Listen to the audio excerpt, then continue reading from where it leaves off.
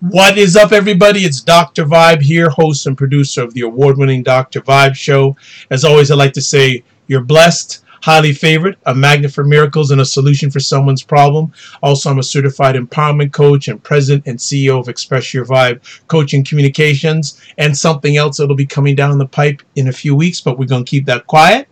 And it's Wednesday night. Most Wednesday nights at 9:30. I am blessed, highly favored, a magnet for miracles and a solution for someone's problem with Jazz Keys from Rockford, Illinois. And what we do is we do this thing called Stuff. We talk about current events and things from a black lady's and a black man's POV, point of view. So we weren't on last week, so we are back. And when we were on 2 weeks ago, we got cut. So we're going to go as long as we can tonight. But first things first, how's Jazz doing? I am doing amazing, and I'm going to speak for listeners and I say you can't keep holding out on that secret from us. We're all anxious at this point, so. It's coming. It's coming. Definitely. It's coming. It's coming. It's coming. It's coming. Let's leave it at that, because it's not about me. It's about, I like to do the show for the ladies, because the ladies I respect, and one of the ladies I truly respect is with us. Not from Florida tonight, but she'll tell us why she's not. Well, everyone should be able to guess why she's not from Florida tonight. We've got a dear friend of mine, Tachi, media professor, hosts a great online show called Mediascope that's only on 2 platforms now, which is something we may want to talk about too. But most importantly, she's just a good person. More than anything else, she's a good person, has a good heart. And when we had her on 2 weeks ago, because of technical issues, we just were on for half an hour. Hopefully we'll go for a little bit longer than that tonight. We're going to make it happen. So Tachi, welcome back to Stuff. How you doing? I'm good. How are you? Blessed and highly favored, man. Great to have you back. Tell us where you're broadcasting from tonight. So I'm actually in Buffalo, New York. Okay. Yeah. And why are you in Buffalo? Well, I was running from Irma. This girl kept following me and causing problems. So, I just had to finally say, you know what, get thee behind me. And so so I left, and I was actually very fortunate that I found a ticket on Wednesday night. So, and I was able to leave on Friday. So that was the big thing. Everybody was trying to leave, and it was questionable as to, whether or not people were going to be able to, and I found a ticket, so. Excellent. Well, that's good. We're very happy to know that yourself made it out of there, and I know your mom's happy to see you. Probably not under these circumstances, but mom's happy to see you. But most importantly, that you're safe, and that's what counts the most. And myself and Jazz, our hearts go out to everyone in Florida, also and still in Texas, that are still overcoming, and also in the Caribbean where the storm really hit hard. Our hearts and prayers go out for those who lost loved ones and for those who did not lose their lives. It's going to take a lot of rebuilding, but our prayers and thoughts are with everyone that was encountered those bad earthly events. As a person that leads, the United States says climate change doesn't exist, but that's another story all to itself. So we'll get Tachi, behave now. So let's get right to it, because we may be limited for time again, so we're going to get the most out. We're going to get to it right quick. Tachi is all about media, tech, and pop culture. The hottest media thing that happened was on Monday, talking about the Apple launch. So give us your take on it, Tachi. Yeah, so I was just saying, because, I just did Mediascope tonight, and that was supposed to be, the big thing, and I was like, oh, great. Well, we're going to be able to talk the Apple event, because Mediascope is Wednesday, and with Dr. Vibe on Wednesday, and it's Tuesday. And just like the last one, I was underwhelmed. Probably because I'm so used to these big electronic events that have been happening. Again, Samsung just did one. I was a little underwhelmed with that. Even though there were great things that came out about the actual technology, just the event itself, I'm like, eh. And I'm like, do we really need to keep doing these large events, even though they're called, Apple calls it a keynote. So that makes it less cumbersome than an event, but it's still an event. And so, like, we need to keep doing that. Is it sufficient to now just do a press release about it, or something that's pre-recorded talking about the features, or some in-depth interview with a news outlet? Is that sufficient? We have to keep doing these large events. Is that necessary any longer? Those are the questions I had. Okay. And Tachi, for those who have never attended the event or are unfamiliar with it, can you kind of give us a little quick synopsis of what happens at these large rollout events, just so we can kind of get an understanding of just like the agenda or what exactly occurs there?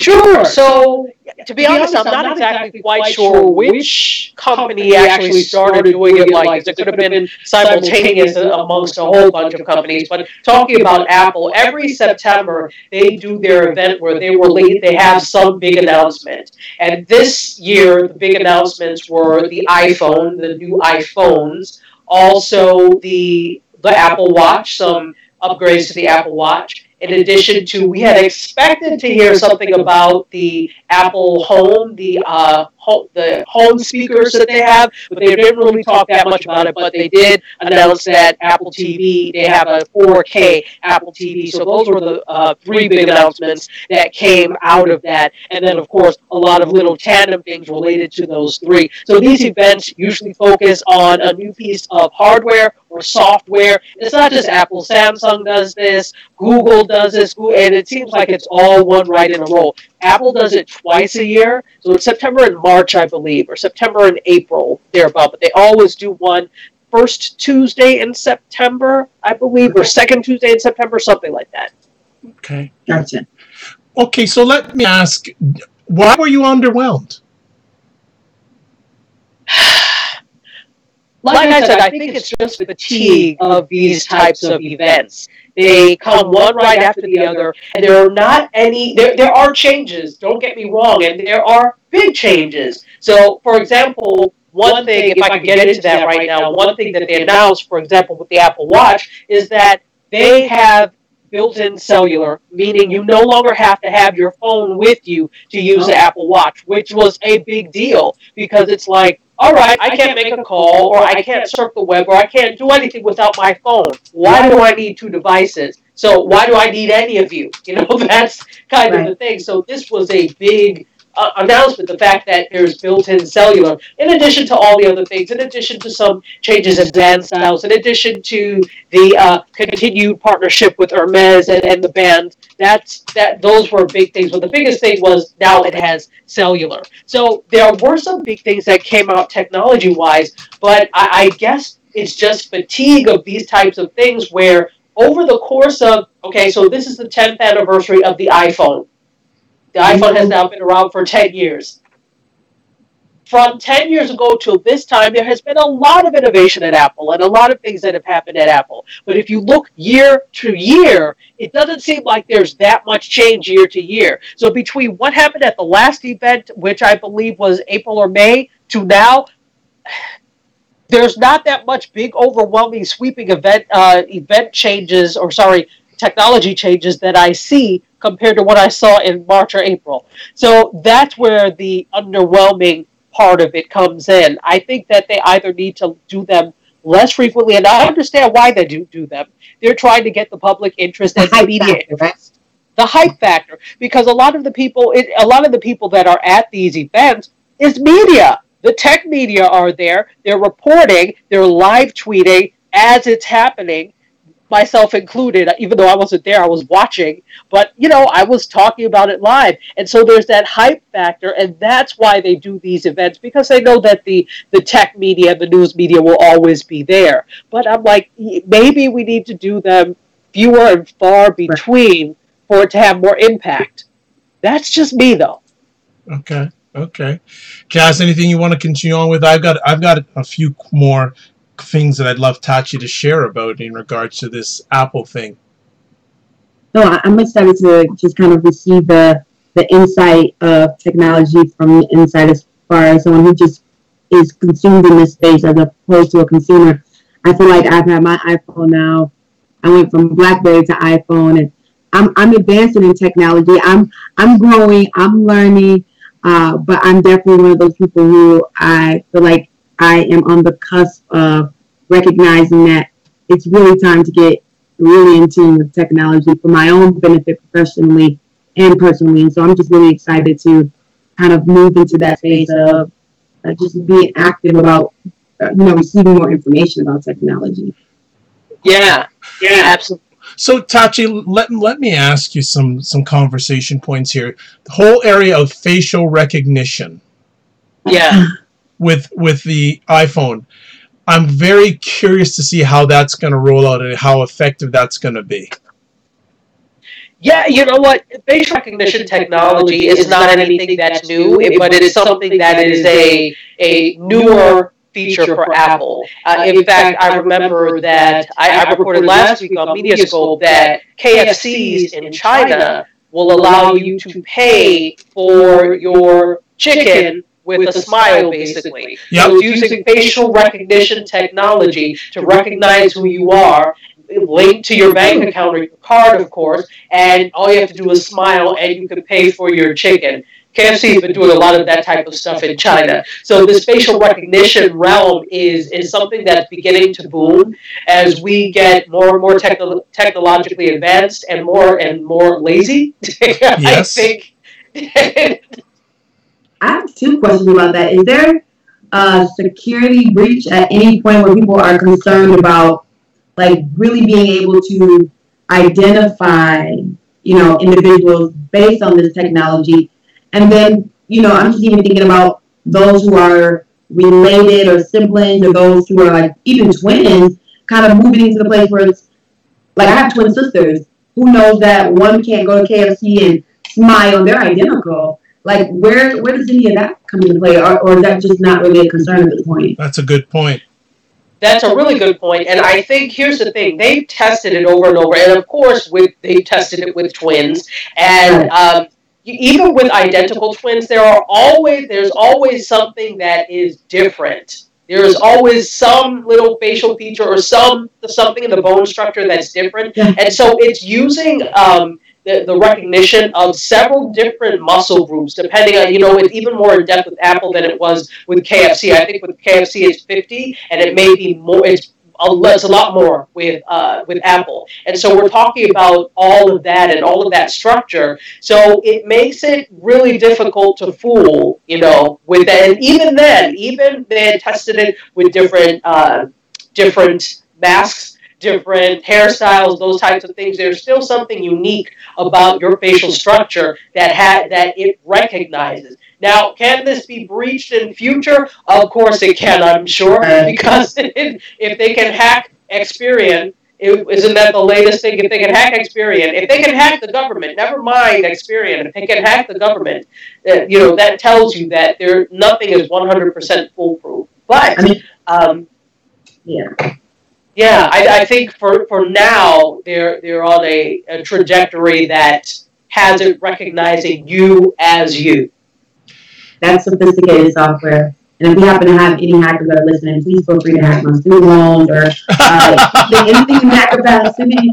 But that is just a really sophisticated technology, and I'm just kind of wild to hear that they've studied the muscle groups and they've done this intense kind of process to be able to kind of actually roll this out. And so I think me hearing you say they have done the studies, they've done different hairstyles, they've done different looks, kind of brings to my mind that I don't even really realize how much we know about how these things come to pass. Like we get our iPhones and we like them and we love our technology, and we don't realize that there's someone is somewhere developing this software and testing these things, and so it's just really interesting to me be able to kind of put that process in place now as I kind of look at the advancements of technology.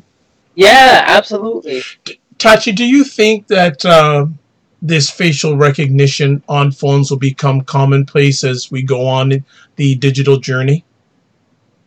Absolutely. I think we continue to look for ways to secure identity and to secure transactions. So, of course, the big thing was when you were able to use your fingerprint to get it, because everybody's fingerprint is unique, and then the retina scan thing. So I think we continue to look for biosecurity. If that's not, I don't even know if that's the word, but I'm making it the word. So we look for uh, biosecurity, secure ways using our biology to ensure that it is us that is logging in, that is purchasing XYZ product. So I think, and I think it's only going to get better. But that's when the thieves get wiser. Better. Yeah. So Jazz, you had another question for Tachi in regards to the Apple? Yeah, I think I was asking her, or I was getting ready to ask her, and maybe she's already talked about it. I was getting ready to ask kind of along the lines of with these advancements in technology and these new devices and new software.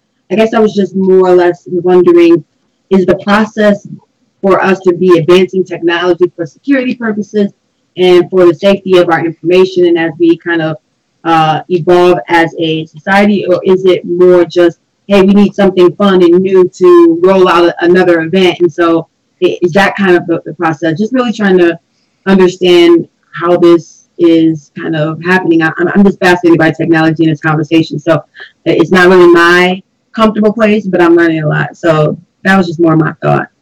I think we're all learning a lot. I don't think you can really say that you're an expert about anything because, especially with technology and media and these things evolve all the time. So if you're an expert today. Tomorrow you don't know a damn thing. So we're all learning at the same time.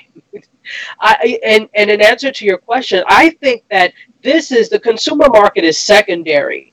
These types of technologies emerge from the private sector and industry first, and government usually first, and then it trickles down to the consumer market because this is something that works as security for. I mean, think about the fingerprint scan and retina scans. These are all things that were from government, right? And now it's trickled down to the consumer. So it starts at the top, right, and then it trickles down to consumer goods because it's something that works at that level. Why would it not work on the consumer level? True. So I hope I'm answering your question with that. Oh no, yeah, you are. So am I right in saying that like the device element to it, the design of security, those things are trickling from the top down, and then like the apps and those are more allowing individuals like me and you to have creative freedom to utilize technology and create things that are for our benefit. Yeah, I think things like I think I hear what you're saying. So I think things like apps are making technology user friendly because what has happened is that a lot of people, and this is I think why there's a big push for STEM, not only because those jobs are going to be there, but there's this mystique around STEM and this fear around things that are science and technology and math, etc. There's this fear around them. And so to lessen the fear, you have things like apps. You have things like these learning groups that break things down. And if you ask me, sometimes these things are difficult. You do need, in order, for coding and those types of things, you do need a certain level of expertise and know how to do it. But often, I just keep thinking about, for example, I do a lot of editing, obviously, video editing.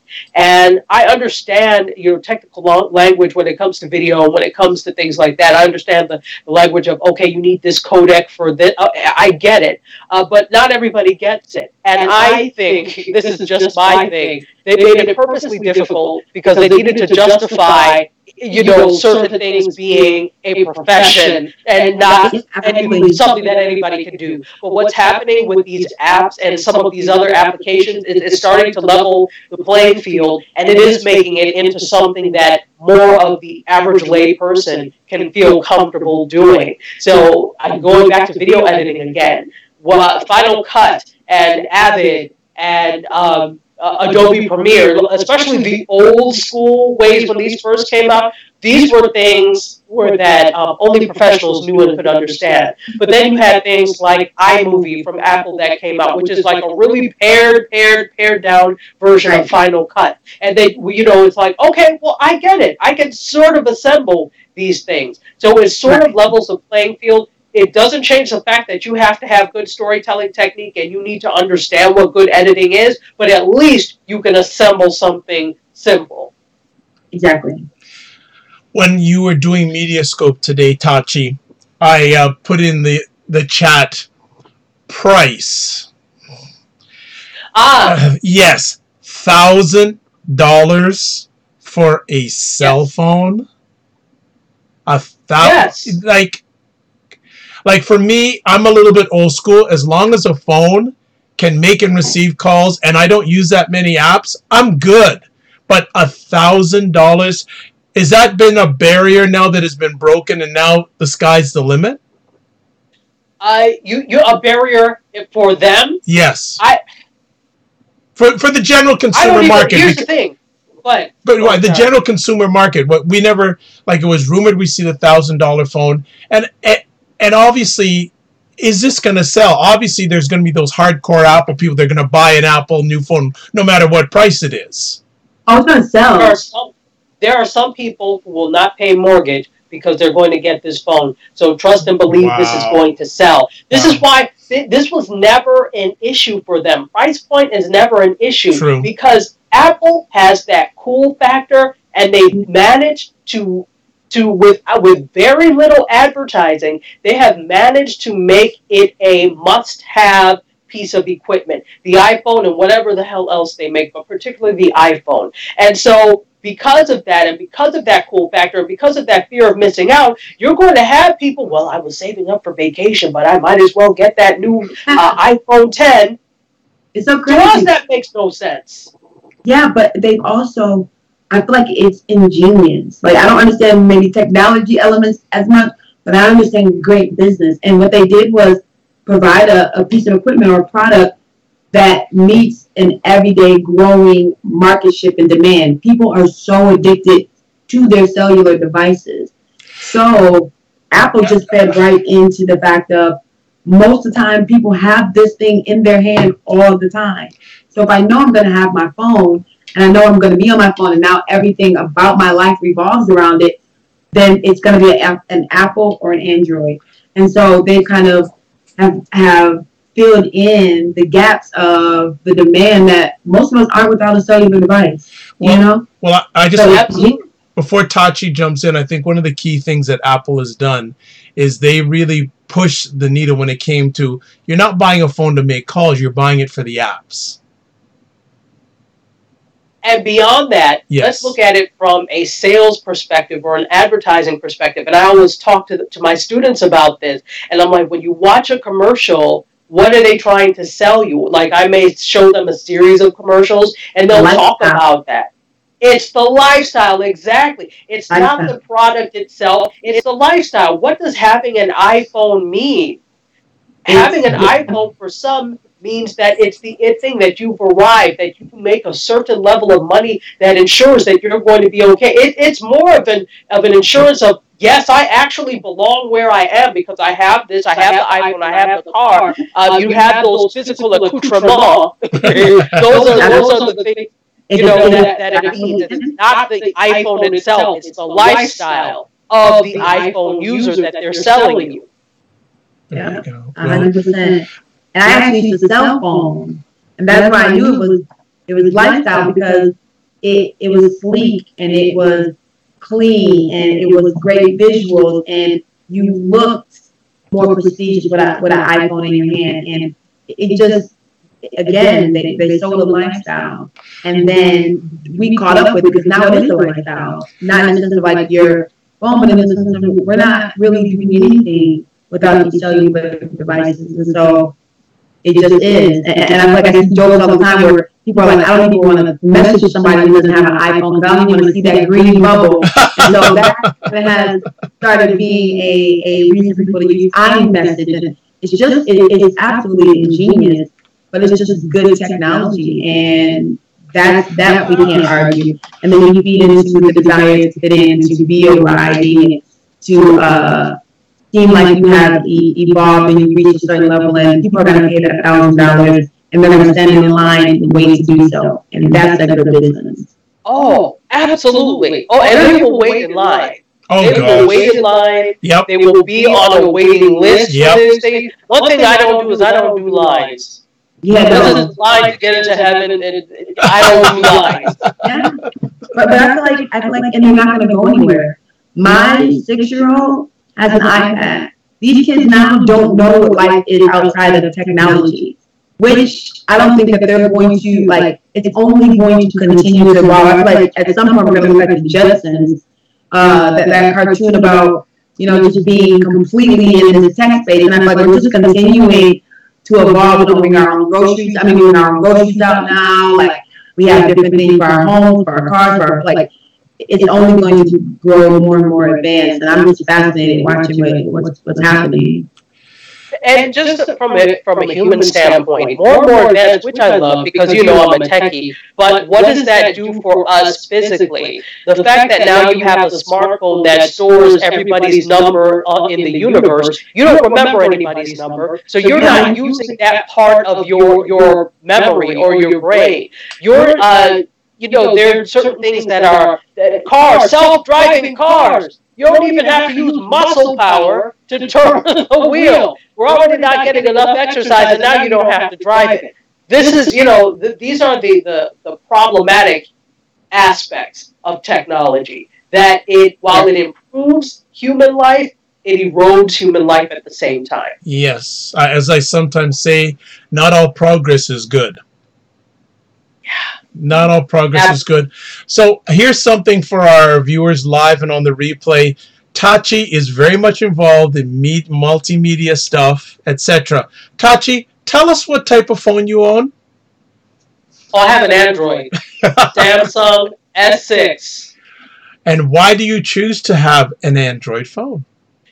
Because it's got a much better camera than the iPhone does. So when you're selecting a smartphone or selecting technology, you have to think about the end result. Forget about cool factor. Forget about what does it do for you. I don't care how sleek the iPhone looks. Its camera is not up to snuff for me. Mine is a 6, and I love the image. Everybody always comments, "Oh my gosh, your image is so sharp. What camera are you using?" I'm like, it's the camera on my phone. So that's why I'm a Samsung stan. I will continue to use Samsung because they have really done a great job of developing cameras, something that Apple has not managed to do. Even though in this event, they still talk about that they have the 12 megapixel camera, front and back, dual cameras.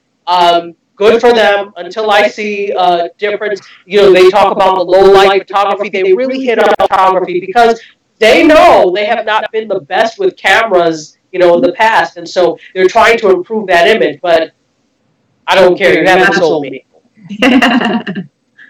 Good stuff. So, you have a question in regards to just technology overall. I have 2 questions. I'm doubling up tonight on all my questions. But one would be, you being someone who is very tech savvy and like loving this tech space, what are the immediate and even long-term benefits of being in tune with what's going on in this tech space, whether it be cell devices, whether it be software, whether it be social media, whether it be any of these things? What are the benefits of just a normal person knowing and being in tune with what's going on with technology? And then the second goal to that I'm going to ask now is for those of us who aren't kind of as much of an expert as you are, what are some just basic places we can go get more information, basic things we can look at that can kind of get us caught up to speed on just what's happening in our day-to-day world as far as technology goes?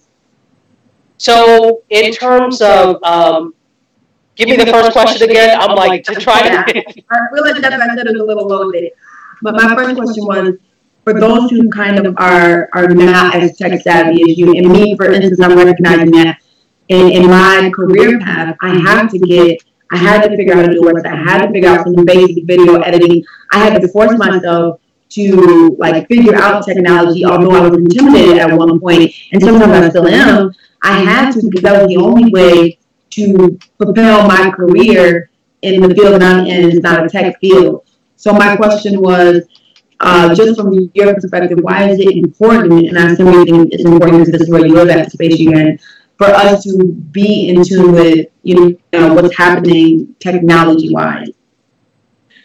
Well, for just exactly what you said, you get left behind because we have been set up now as a technology world, as a technology dependent world. If you are not up to snuff on what's going on, and I'm not saying understanding coding, and just understanding the role that technology plays in everyday lives and the importance of it, and being able to use sections of that technology, you're going to get left behind. And I'm particularly concerned about people of color, particularly people of African descent, being left behind, because traditionally we tend to have a mistrust of technology, especially older people. And that's understandable because of some of the things that were done experimentally, etc., to people of color, particularly Black people. So I get it. But at the same time, we have to get over that because today's world dictates that you have some level of technology know-how. I look at a lot of our organizations, for example, and how we're still doing things the old school way.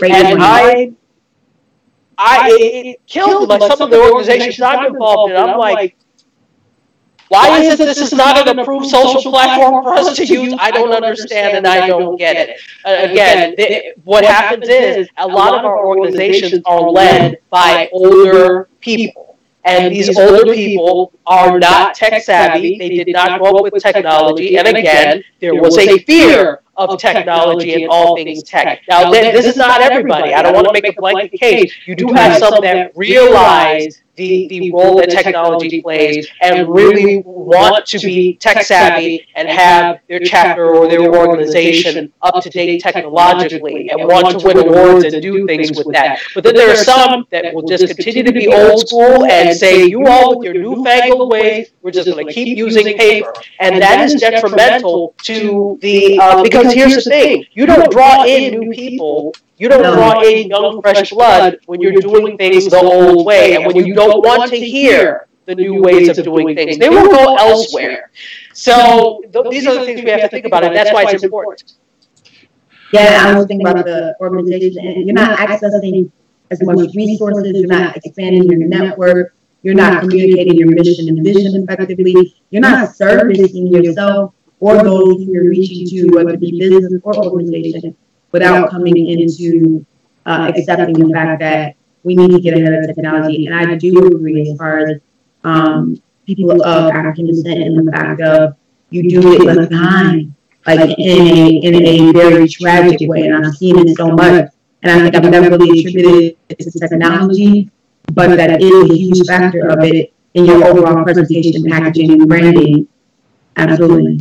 Well, as I like to sometimes say, you're either going to be at the table or on the table. Yeah. Simple as that. I want to shout out to a friend of yours, Tachi. Some gentleman does production of your show. Oh, is MC Curtis here? Yes, he's in the house. He's in the house. Hey, MC Curtis, the producer of Mediascope, and I forget the other program, Curtis, so sorry if I don't remember it.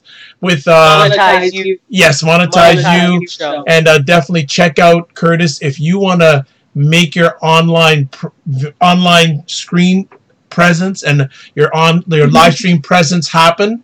Make it happen. Curtis is the man you need to check out. So we're going to transition to another conversation topic, which actually just landed today, about cutting the cord. And just a little background here that American consumers are canceling traditional pay TV service at a much faster rate than previously expected, according to research from the eMarketer website. In 2017, a total of 22.2 million U.S. adults will have cut the cord on cable, satellite, or telco TV service to date, up 33% from 2016. That's significantly higher than eMarket's prior estimate of 15.4 million cord cutters as of the end of this year. Meanwhile, the number of quote, cord nevers, consumers who have never subscribed to pay TV, will rise 5.8% this year to 34.4 million people. This subject comes up a lot on Mediascope, and I know that people haven't had. If you haven't watched Mediascope, you will after this. But definitely would like to get Tachi's thoughts. Those numbers are pretty intense. Yeah, they are. Very intense, and I don't think that the traditional cable company thought that these over the top, because these are all OTT or over the top services, meaning bypassing cable. I don't think they took them seriously. Just like Blockbuster didn't take Netflix seriously, and you see where Blockbuster is now. So I think that this is really now a threat, which is why you see traditional cable companies like AT&T that had acquired DirecTV, and now they have DirecTV now, where you see these skinny bundles where there is more, where you have more choice. You don't have to take all these terrible channels. You could just get these channels, these few channels that you want, and that's direct pressure from these over-the-top services like Sling, like DirecTV now, like YouTube now has YouTube TV. Disney is getting into the game. Disney ESPN is getting into the game with their bundles. There's also PlayStation View. There are so many now that you can't even remember them. But I think that's direct. That pressure that the cable companies are feeling is because of these. And the point is, cable is too expensive. It's too damn expensive. So if I can pay, I'm a cord cutter. So I have Sling. I have a Roku, which has hundreds of thousands of free channels, and then I also subscribe to Sling. So like you for $20 a month, which is their cheapest package, you can get channels like all the Viacom channels like MTV, VH1, etc. Some have local TV depending on what market you're in. I get our NBC affiliate on there, and then I just use an antenna for the rest. So, but what I will say is that this could be a very expensive venture if you're not careful. Because what happens is, you're like, oh, Hulu, it's only $7.99 a month. Oh, Netflix, it's only $10 a month. Oh, HBO Now, that's only $14. Before long, you're back at the same price you were paying before you cut all that cable rubbish off. So you have to be careful, and you have to understand what it is you need and what it is you want when you're doing this. So the good thing is there's competition, which means better prices for the consumer, but you could easily get back up to $100+ a month bill between all the over-the-top services if you're not careful. Yeah. I feel like a lot of these companies are feeling the pressure of this market shift where people are cutting the cords, and so that's why you're seeing the inflation price, but you're also seeing like them almost pressuring you to have cable, because if you're calling, you're trying to get your internet. The cost for you to get internet alone is the same as their price tag for internet, phone, and cable. So it's almost kind of like they are like desperate to keep their cord individuals, and so you see the pulling it all together and almost pressing it upon you. My question in tech space is, I'm also starting to see a lot of those websites for those who aren't as upstanding, or those who, I don't even want to say upstanding, maybe that's not even the right word, because I don't know if this is a good side or a bad side, but you see those 1, 2, 3 movies, and you see all of these sites where they're literally streaming the new movies, the new TV shows, the new series, full series, and it costs you nothing. What are your thoughts on those kind of sites? Because I think they're also a source of competition for cable companies and Netflix and all of those as well.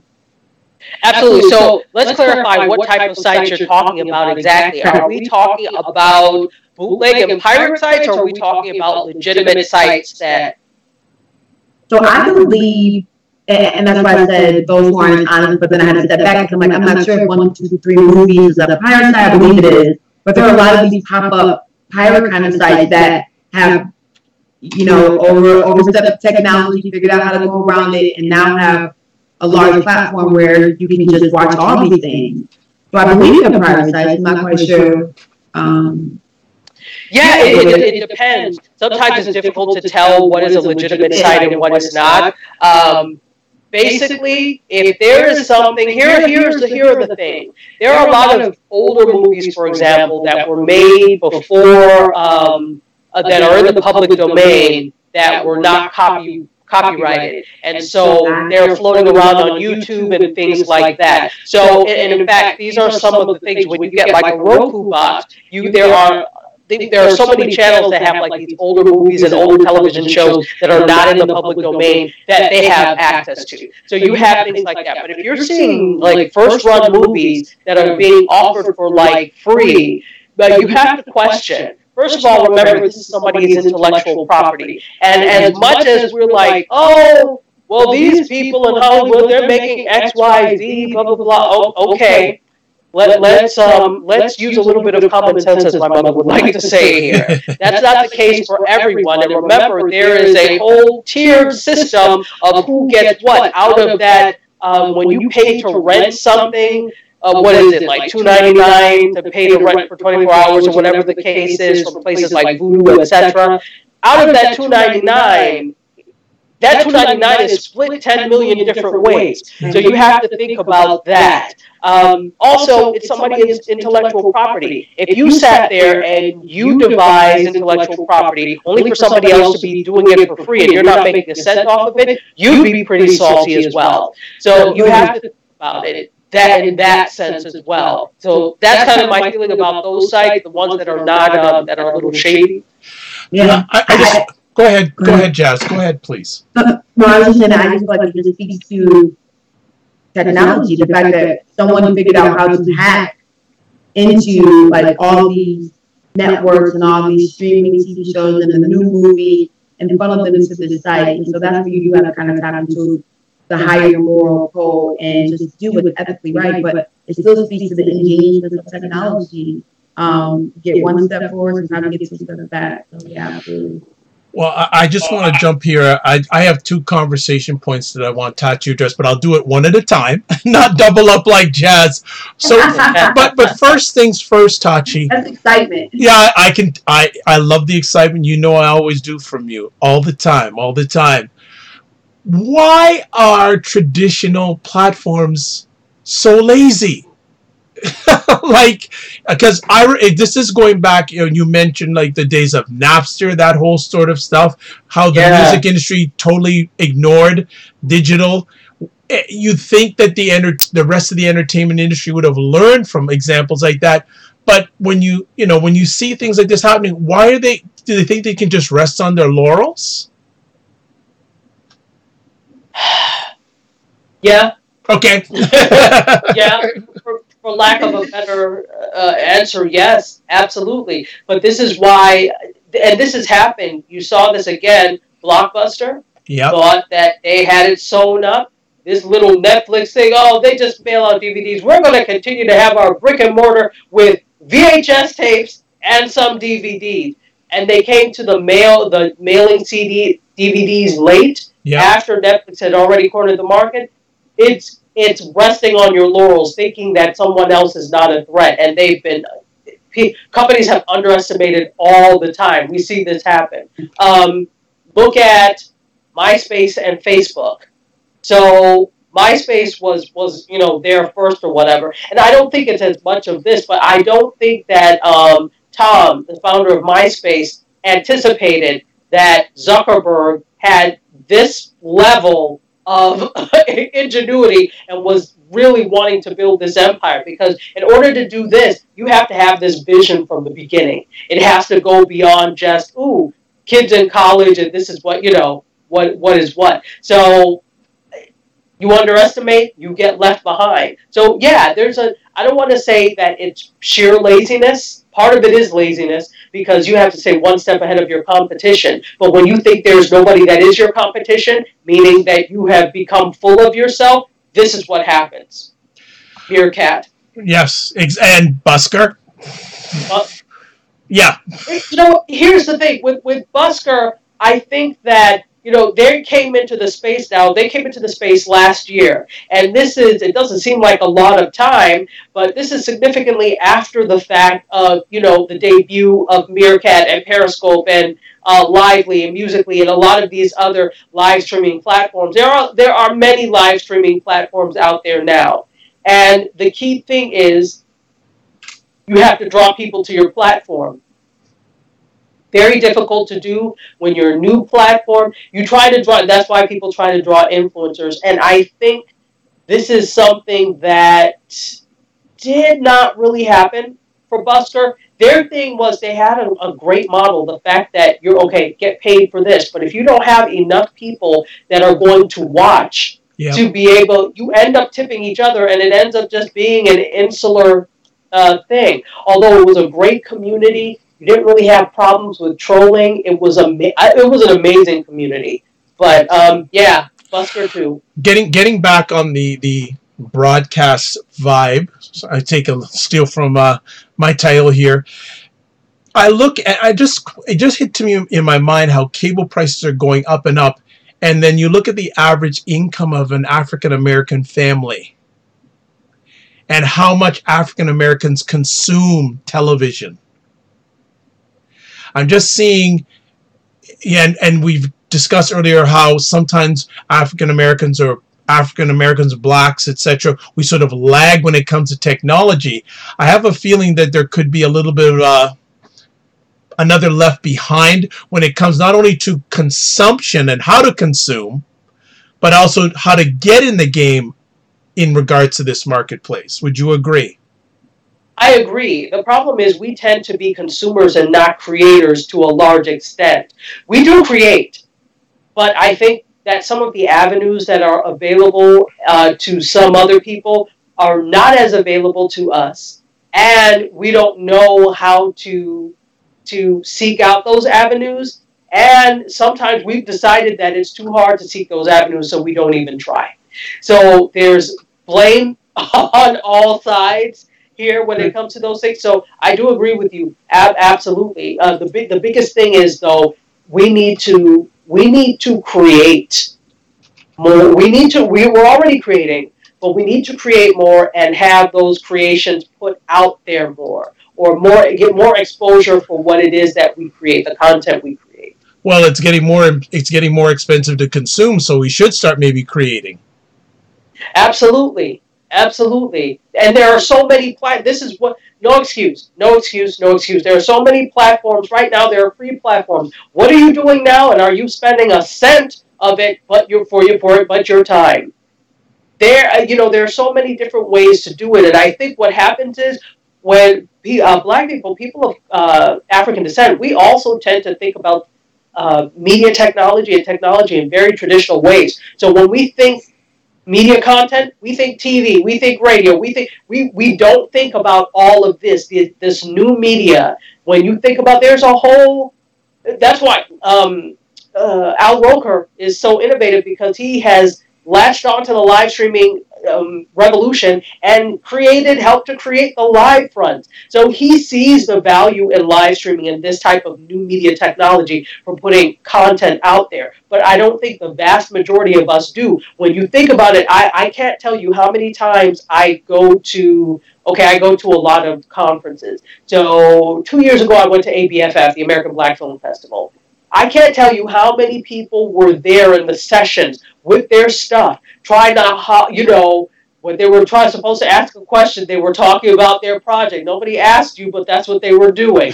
They came prepared with all their stuff. And I'm not saying don't do that, but they're not thinking about the other things. And I watched, there are all these things available. There was the Script Lab. There's something called the Script Lab, and they had a free conference of sorts. They had all these pre-recorded sessions with major script writers in Hollywood that were conversations and opportunities to learn. And it was free for a whole weekend for anybody. And then after that, you could buy the session. But I sat there and I watched, and you learned. And one of the sessions, I can't remember who she writes for, but she's been a showrunner in Hollywood for a long time. And she said one of the best ways to get noticed is to already be creating. So you better have a web series.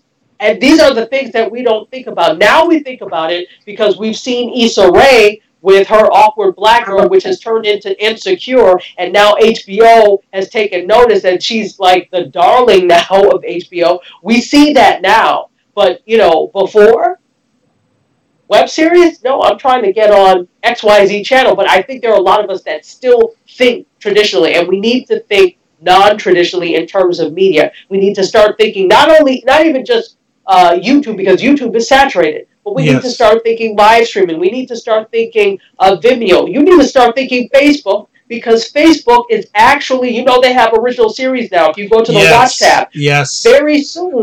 Jazz didn't know that, so you better plug her in on it. I am aware of it, and actually, a gentleman that you and I know is probably going to end up being on that platform too. Yes. We won't go there. We won't go there. We'll go there, but we know it's going to happen. Yes. So Jasmine, Jazz. So Jazz, that's who my largest following is in the Facebook platform, and even myself, who considers myself to be, in that mid space, I'm conscious enough to know like it's time to get in front of the curve. So absolutely. So there is a Watch tab, and they have original programming. Facebook has teamed up with a lot of media content creators and media companies, and they have original programming now on Facebook under the Watch tab. So some of it is short form, some of it is longer form, like up to 20 or 30 minutes. But they have some really good content. And here's the thing, very soon, as a normal individual, you are going to be able to apply to have content on the Watch tab. So that's why it's important. Don't just think about YouTube. Everybody's like, oh, YouTube. I've been telling people, you know what? You want to develop your series so that it can be on Facebook. Yeah. YouTube, yes, definitely. But you want to do Facebook because they have money to put into this. Definitely. Probably, as we look at technology and we study it, in 10 years, 15 years by now, they will be a staple in the world of technology, and what they've just been able to do over these last 10 years. It is absolutely remarkable. I look at them adding the marketplace, adding programming, adding business pages, opening up, it's just brilliant how they've advanced with technology and even, been cutting edge with it and what that's done for their business model. So definitely a great company to kind of look at as you are examining the uses of technology. Well, and as I always like to say, Tachi and I always like to say, yeah, and a few years ago they said they weren't a media company. Right.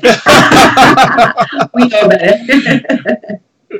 that. Well, it's just interesting. But as Tachi will say, make sure you own your content.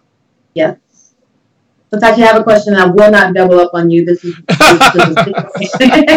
I'm sorry, I got so excited today because this is just not an area that I am as familiar with, so I was just a sponge today. But as a Black organization, we talk from a Black man, Black woman, Black person point of view, business owner, organization, student, person, whatever the case may be, where would you suggest we go to get information on a regular, besides you can give us your show, but to get information on a regular about implementing new technology into our businesses or just learning to stay on top of things? Excellent question. So, of course, like you said, I'm going to say my show. Mediascope. That's all we got to say. Goodbye. We can shut down the broadcast now. All right. Let me show on my calendar. Go ahead. Yes, every Wednesday, 6 p.m. on Periscope, Facebook Live. I do Mediascope, which is the latest in media tech and pop culture, so that people, and really it's a service. It's something that's fun for me, and I really enjoy it, and I think other people enjoy learning about it too, because I really have a tribe of people who follow me, who like to get the latest news from me, and so I think it's important to provide the service, which is why I do it. So Mediascope, definitely. But here's the thing: read. Time. Oh, I'm sorry. 6 p.m. Eastern time. Okay. 6 p.m. Eastern, Periscope and Busker. Yeah. Every week. Not Busker. So, Busker's finished. I'm sorry, Facebook Live and Facebook Live. Just follow her on Twitter, and you'll get the notifications. Perfect. Yeah, absolutely. And you can watch it in the Twitter feed because Periscope feeds to Twitter, so you can watch it in the Twitter feed as well. But here's the thing: reading. I think it is critically important to, for example, things like TechCrunch, Recode, The Hollywood Reporter. Yes. Also, Deadline Hollywood. Yep.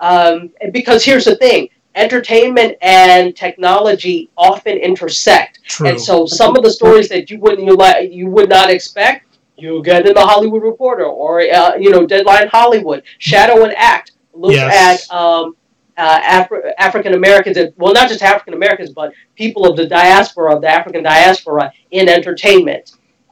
So just subscribing to publications like that, you can get them into your email, your mailbox, following them on Twitter or following them on Instagram as well, and then you could get up to the minute. So you just have to take the time to dissect and read and understand. I would also add another Twitter follow: Film TV Diversity. Yeah, Film TV Diversity. That's a good one. Definitely, and if you follow them, like I quoted the story from Variety about the cable cutting, so Variety. Yep. Exactly. So there are like too many to. I have subscriptions to probably no less than 40 publications, and that I get things from every day. And so this way, and some of them obviously are reporting the same story, so some things are repeats, but some things are totally brand new. And I have to stay on top of things, entertainment as well, because I also have the podcast TV channeling. So I have to know about what's going on in TV. So for me and for everybody, I would suggest definitely subscribing to some of these newsletters and things so you can get up to the minute information about what's going on. I love it. Thank you. I had to stop for a minute and take my own notes. That's a tough question. No, it's all good. Well, we're coming up to almost an hour, and there was another conversation piece, so I don't know if we want to tackle it or not. What do you think, Tachi? I'm good. I mean, it's still media. I think we need to. Okay. I don't mind talking about it. Yeah. Well, we'll go for a little bit more time. For those, time flies on the show. Pardon me? Time flies when she's on the show. Because she's so darn good. That's why. That's why she is so fabulous. We could even go further on it, but we'll do a little short segment. For those who do not know, there's a lady named Jamel Hill.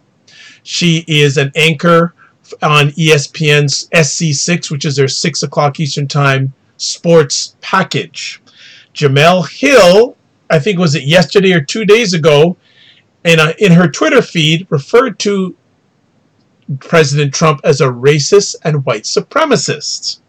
And the Twitter sphere has been on fire about this. There are some people who are saying she should be fired because a few months ago when ESPN had a number of layoffs, there was, I can't remember the lady who's a reporter for ESPN. She was very conservative. She got let go.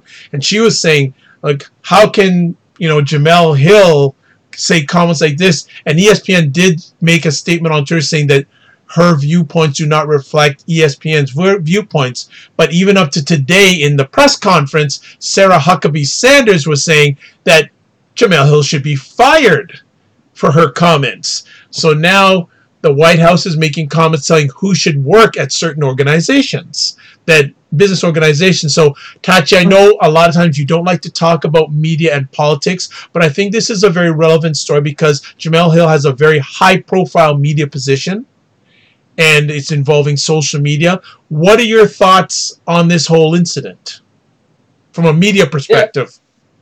There's so much. It's like, where do you begin? It's annoying that now the White House is telling companies who and what they should fire. Can you run the country? Now, never mind about that. You have a job to do, and let them do their job. Secondly, I think it's really difficult to call this one because I see it from two ends. First of all, she is a journalist, but in her capacity, she's a sports journalist. And this did not necessarily have anything to do with sports and politics per se. So making that, and I don't think I think she was commenting as an individual, not commenting as an ESPN personality saying this. But the two are not mutually exclusive. You don't have a choice. When you are working for a media outlet, you become the face of that media outlet whether you want to or not. So you have to make a concerted effort and a choice as to whether or not you're going to censor yourself when it comes to saying certain things because of who you are and where you work. So you have to be careful of that. I think that's something that she has to weigh and be careful of. Is she wrong? No. She's telling the truth. And I don't know any idiot who would say that, oh, well, see, the people that are defensive because they know they're wrong. You are defensive because you know you're wrong. The company, birds of a feather, the company you keep, you can't tell me that he's not. So absolutely he is. But is that something appropriate for a sports journalist to say when you know you work for an organization who has been accused of being too liberal and not allowing other voices to get in? That's something that you have to think about as well. So no, she's telling the truth. They're mad because she's telling the truth. But the thing is, you have to understand that that truth is something that is reflective of the organization you work for. One other thing I would say is there's this whole thing of silencing. When black women especially want to call into question racism, sexism, or any of those types of things, there's always this type of nonsense. There's always those pundits who get up. Somebody, I can't remember who it was, that got up and said that she has always been racist. No. Right. You're calling it racism to make yourself feel better about what you're doing. So it's yet again another distraction that's being used in order to distract from the real issue of you didn't do enough to squash or quell these factions because you're with them. If you're not against them, then you're certainly with them. You're not doing enough. So you're trying to call attention away from that. And this has been something that this administration has been doing. So it's nothing new. But because of that, she has to be more vigilant. She has to understand what that is and how to maneuver within that system. Jazz, what's your take on this situation? Oh my gosh. I feel like I was in student mode. I was all diligent tonight. I was all coffee came and I could feel my eyes go to the back of my head because I was so frustrated.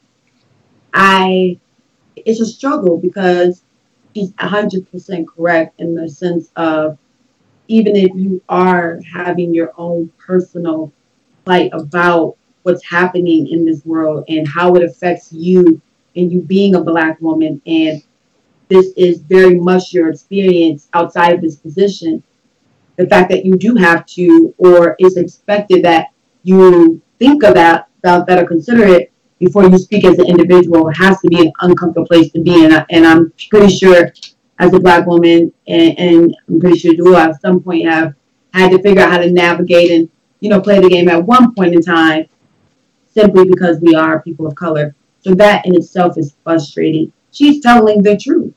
And so it's one of those things where they don't want to hear the truth. And so to silence her truth, they want to hold her position over her head. And that in itself is frustrating. But I don't know if maybe it's in response to the fact that we're in this NFL space and people are asking whether or not to protest or not. And so I think that's where I look at it, and maybe tying in sports, that she's feeling like she needs to maybe speak because that's kind of currently happening. But all in all, I feel like every time a person of color comes and speaks the truth, in one way or another, they will silence it. And this is just no different. What they're using now as the thing to use as a punishment or to intimidation tactic or to silence her is her position. If it wasn't that, it'd be something else. And so this is just typical. It's a typical response, typical reaction, typical anger of the privilege. And I feel like it's our job to support her in saying, like, we get it. I back her. All right. I back you, sis. That's all I got. Just want to shout out a good friend of Tachi's, Dr. Cami Anderson, is watching and gives. Hey. Yeah, she says racists only use racism when deflecting attention from their own racist actions. Exactly. I want to ask, and a few things come to my mind about this situation. Remember a number of months ago, April Ryan was in a press conference, and Sean Spicer basically told her to, hey, settle down, so to speak. And I have a feeling this is somewhat reminiscent of this situation. Tachi, how much of a fine line do people in media have to take in regards to personal opinion versus the corporate position? How much of a fine line, especially these days with social media, too, do they have to take? It's a very fine line, because you understand the organization that you work for, and you understand their mission and their goals and what it is they stand for, and you understand that you are an individual, but you're also an individual that works for that specific company, and this is something that you have to weigh very carefully and understand. And here's the thing: when you're a journalist, as a journalist myself, you are human, so you absolutely have a point of view. However, when you're reporting on certain things, you're really supposed to be somewhat neutral. And I say somewhat neutral because I don't think 100% neutrality is possible. But you're supposed to have some fair and balanced viewpoint that you're reporting on. You're supposed to give the facts, and you're supposed to let the public decide for themselves what that truth is without you putting little things in their head. This is why I always tell them, going back to what I tell students, when they use certain things, I'm like, you can't use Fox News as a source. Why? Because they go very far right, and they are opinion. By the same token, you need to be careful with MSNBC.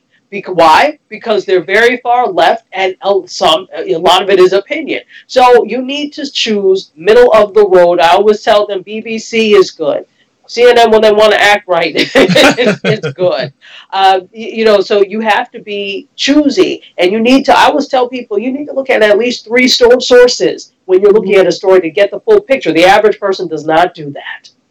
So it's really difficult from that end. So no, getting back here, when you're a journalist, you're really supposed to be an unobtrusive observer, giving the facts. You do have your own opinion, but you need to do that outside of the realm of who you are, which meaning this: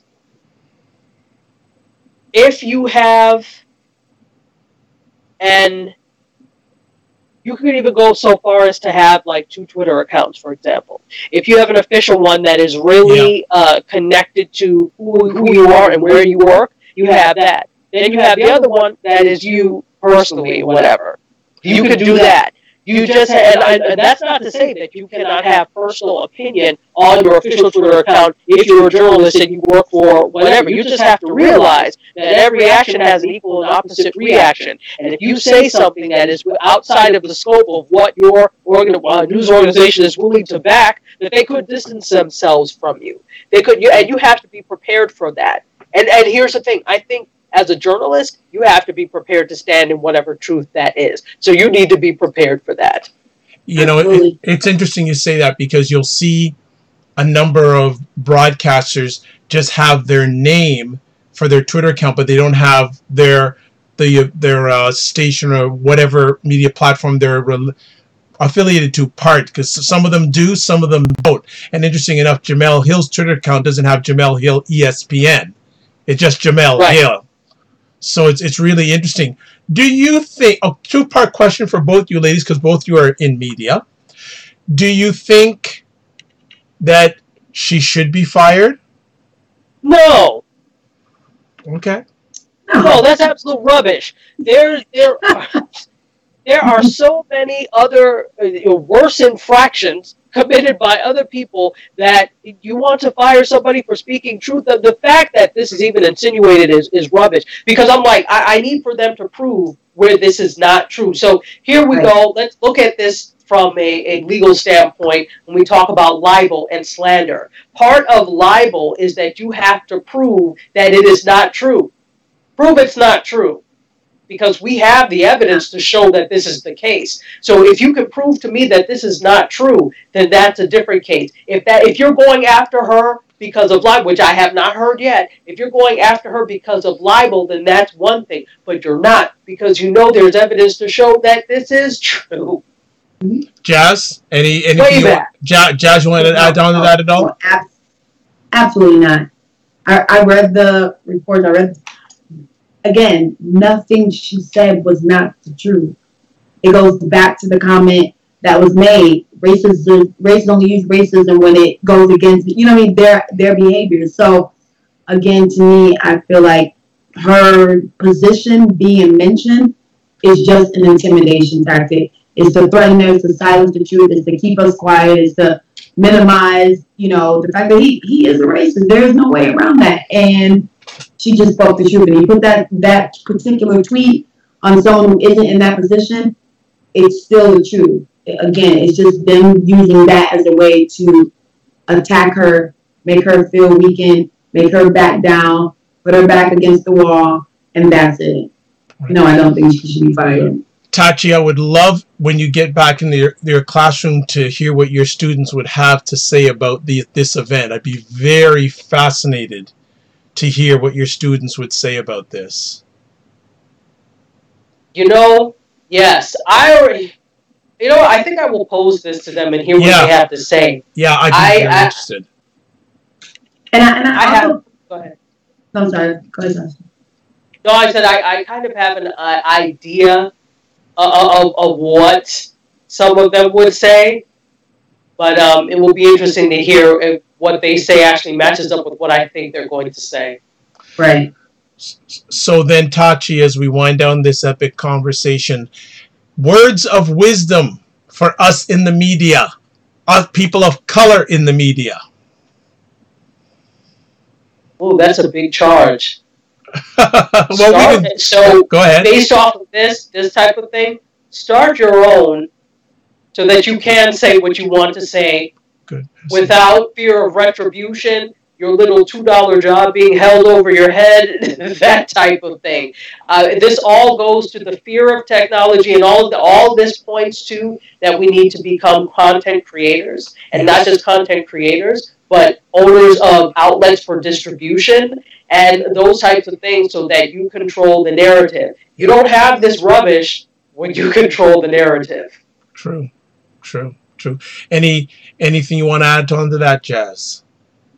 No, I think when she was speaking, that's exactly what I was thinking in my head. Is that's why we should continue to push for doing for self and controlling our own conversations and pushing our own agendas. Because then at that point, you can't stop us from telling the truth. You can't stop any of us from telling the truth when you're not holding, like you said, these positions or any other thing that you feel like you gave to us over our heads. And then what?